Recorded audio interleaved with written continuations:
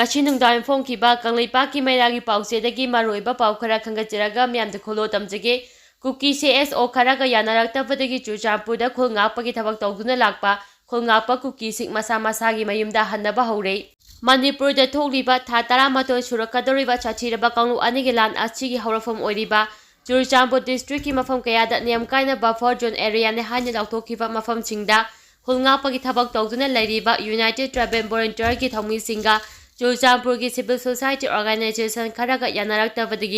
ngasidagi hauna khulai thadokna masa masagi mayumda mapot macha yomduna hannaba hokre irang achina maram ojina ngasi Ccpur district shutdown ki khongjang changsingkre pause asina phangba paugi matung inadi United Tribal Volunteers singi thongmi singna khulai thadokna masa masagi mayumda hanba hoki basi ngarang numidang dagini makoina khulai thadokna masa masagi mayumda hanbagi maramdi Ccpur ki Civil Society Organization CSO kharagi mathakta pendaba lebadagini hairi pawasin hai Kuki CSO singi lusingba singna masa masagi mayimda nungaina tum chaduna ahawba mathel lukoi kaya chaduna ananba fijol setuna jeep car nuktongduna nungaiba punchi maril amada laithoklaga khulnga United Tribal Volunteers singi thongmi singna ot naibagi thabak chatharakpa makhoi awaba ubidabadagi khulai thadokna mapot mache yomduna masa masagi mayimda hanbagi khongjang asi changchilakpani hairi pawachin hai numit kharagi mamangda khulnga United Tribal Volunteers gi thongmi singi chana thaknaba polamching matam chana pibiyo haba pibirakidaba chana thaknaba polamching pirakpa taravasu ningchi nungaina thong thaktuna tawbidaba apum asa oiba chinjaki polamching pirakpadagi khulngapo United Tribal Volunteers singi thongmi singna CSO singi mathakta aduki matik penaraktabani hairi chairak asida khulnga United Tribal Volunteers singi thongmi ani Kuki CSO gi luchingbani haba kharana tamthiba mawngda phubagi thabak chathaki hairi hariba thawdoksing asina maram oirega United Tribal Volunteer ki thongmi singna khulngakpa gi thabak toklagani haiduna makhoida issue tawba nomaising puduna mafi maro yomlaga ngarang numidangdagi masa masagi mayumda khongna amadi gari chingba tongduna hanbagi khongjang asi changchilakpani United Tribal Volunteer ki thongmi singna pendriba asi Kuki MP Ccpur amadi ITL F ki mafamdani hairi Ccpur da oirakliba fibam asigi matangda CSO singi marakta umkhatnaba amadi kuki miyamna penaraktaba kaya thokpadagi ngasi ayuktagi hauna Ccpur da leiba dukansing thonglonakhe loinana kaithem famdabagi khongjang changsinduna hojik Ccpur da atopa makhalgi irang ama sagalakle hairi napat mayai lekai da leiba mi leinadraba yum khara kuki mentor singna mai thadoklamle ngara nungtim pung 3 lom taba matamda Bisnupur district ki manungjana sugunu golonaba napat maitai khulgi mi leinadraba yum khara kuki mentor singna mai thaduna mangankre mai thaba asida yum kaya amadi okon yauna tumna mai chakre hairi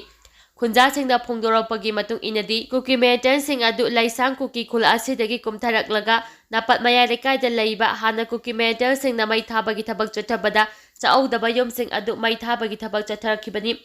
mai thaba adu da mai kanbagi thabak kana amatana changchilaktabadagi yum sing adu tumna mai chakre hairi pawachina hai napat maitai khulda lairama maitai sing adu mafam adu da leiba ngamdabadagi hojik sugunu da hangliba relief camp da changjafam logduna lairi hairi amaromda sugunu turel gi paring asi tha 10 henna mi chathok chachin tawba yadabadagi turen gi toraban anida napi sunang kaya hojilakpana yamna asongma mafam ama oire loinana sugunu turel maya nakna leiba mi leinadraba maitai khulsing ngapi sembinaba leitaba haibadu oire maram aduna kuki mentor singna mi leinadraba maitai khulsing makhatana mai thabagi thabak chatharakadra habagi chingnaba leire maduna Manipur lengaki maikaidagi matik jaba security force sajin biduna ngaksembagi thabak chathabiyu hairi CM Berena Kuki Jo MLA Taraga Maitai MLA Kharaga unaduna wari sakre habadu arambadi Kuki MLA Tara Manipur ki Chief Minister Nungthomba Berena Mediada Maitai MLA Kharaga Kuki Jo Mar MLA Taraga unaduna wari sanakre haina phongdokiba adu aramba yumfam yaudaba wafamni Maitai MLA amataga Kuki Jo Mar MLA Taraga unaduna wari sanakhiba sunglei leite haina Kuki Jo Mar MLA Tarana press thadorokpa chero amana haidi chero asina hai Chief Minister M. Berena lana sandokiba pau achina Kuki Jo Mar MLA sing amasung miyamgi marakta singjep thanaba honabani maram aduna leibak miyamna yumfam yaudaba Chief Minister M. Berengi aramba wafam achida thajabiganu hainachu Kuki Jo Mar MLA Tarana press thadorokpa chero asina haidi thamna pupi chingthakta kuki singna pampi bongka amnaba khinduna leiba ubada police khunja singna wakakhre Kuki mentor singna chingthak tagi yamna toina bom amade nomai kaptharak tuna landarakfam oiriba Imphal East District के Lamlai Kendra की Yangarangpokpi Police Station की manung chana leiriba Thanapokpi Samungkhok Khunau Sana Sabi amadi Sabungkhokna chingbada bom amadi nomai kapsilaknaba Kuki Metal singna sem satuna leiba ubada Khunja singna Yangarangpokpi Police ta wakakre hari Pause asida khunja singna phongdoropagi matung inadi ngasi drone thagatuna Thanapokpi ka thangnana leiriba Kuki Metal singi leifam oiriba chingi sarok yengsibagi thabak chathaba matamda Kuki Metal singna pompi bongka amnaba sem satuna leiba uba fangki Masigi matungda khunja singi maikaidagi Yangarangpokpi Police Station da chatuna oiriba phibam adu khanganki loinana Thanapokpi ki chingthakta leiriba Kuki Metal sing adu tangthokpinaba hajakre hari Lok Sabha Mikhal April 18 dagi hauna pangthokadari 19 suba Lok Sabha Mikhal pangthoknabagi matam ngasi Election Commission of India ECI na laukthokre Lok Sabha Mikhal asi April 18 dagi hauraga tangkak tare thokna June 1 phawba pangthokani loinana ngasi Lok Sabha Mikhal pangthoknaba matam lauthokhibaga loinana athuba matamda election gi code of conduct su lauthoklaba yari Mikhal gi security ke section thawrang lokhatpa haure CM ikui kuidina pangthokadoriba 19 suba Lok Sabha Mikhal gi merep oigadoriba singi maming center na warep naraba matungda athuba matamda lauthoklagani haina Chief Minister M Birena phongdokre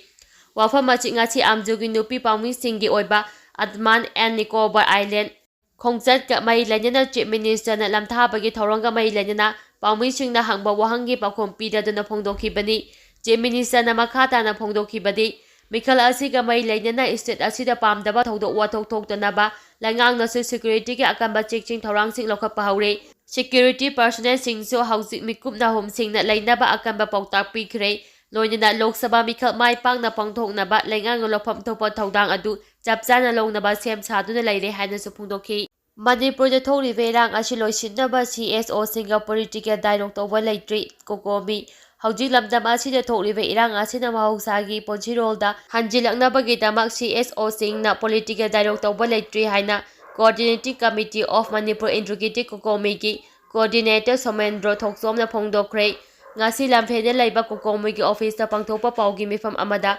wafam asi mahangna phongdokhibani mahangna makhatan hai Chief Minister na irang asi waroisin puraknaba tonganba committee singna CSO singa loinana nakal animakta political gi dialogue tawri hariba adu kokomi amadi kokomi ga chaminariba CSO singna ngasi fawari sanaba leite political dialogue tawba tarabasu miyamgi oiba condition yaudina wari sanaroi Manipur da hauji thokribe irang asi miyoi kharana thokanbani Kanglup ani ki irang oina uhannaba hotnariba asi yaningde lamdam asida khundaminariba kanglup singna su chapchaba Manipur kanaba hotnabada chapchaba thodang lobiyu mapaldagi changlaba khulai matik chana paiba narco terrorist Kuki Metal singna hokhiba kumja 2019 gi May 3 dagi landarakpadagi state security force na thengnaba ngamdabadagi balance force na lan thengnaduna lakle haina phongdokhi